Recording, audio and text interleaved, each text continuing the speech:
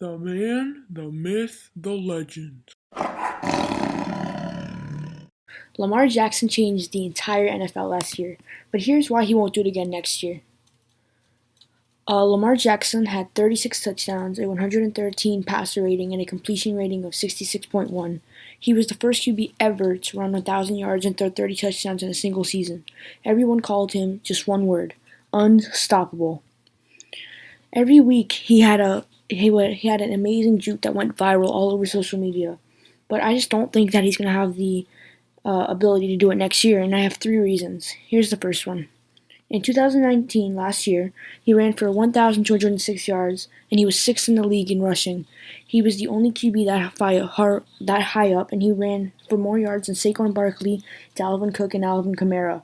He ran so much that the next quarterback in line was Kyler Murray, and he was 35th in line. He was really just one word: unstoppable. But then he played the Titans, and well, he was stopped, and the invincible Ravens were brought to a halt. Why, you may ask? Well, the answer is pretty simple. They would limit Lamar to passing. Lamar Jackson and the Ravens knew this going into the game. This is why Lamar Jackson ran almost 50% more than he normally did throughout the season. And well, it sort of worked. In the regular season, his yards per carry was about 6.85. In the Titans game, it was about 7.2, which is pretty good.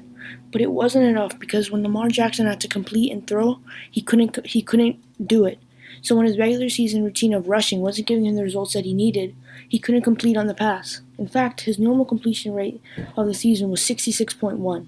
In the Titans game, it was 52.1, which is a major difference. In total, Lamar relies so heavily on his rushing game that when he needs to rely on his passing game, he can't complete, especially under pressure. Second reason, injury. The average QB runs 6 times per game, while Lamar Jackson runs 12 times per game. He not only runs 2 times more often than the average QB, but that means that he has 2 times more likely a chance to get injured. We have seen so many young rushing QBs get injured early in their career, for example, Teddy Bridgewater and Robert Griffin III. One of the reasons that Tom Brady has been around so long is that he barely gets injured. Lamar Jackson already even had an injury scare this season. Against the Chiefs, he had to be taken out, and it's just so obvious that so many of these athletes have had careers ended with these injuries, and it's only going to take one to stop Lamar. And my last reason is that teams are catching up and starting to plan more efficiently against Lamar.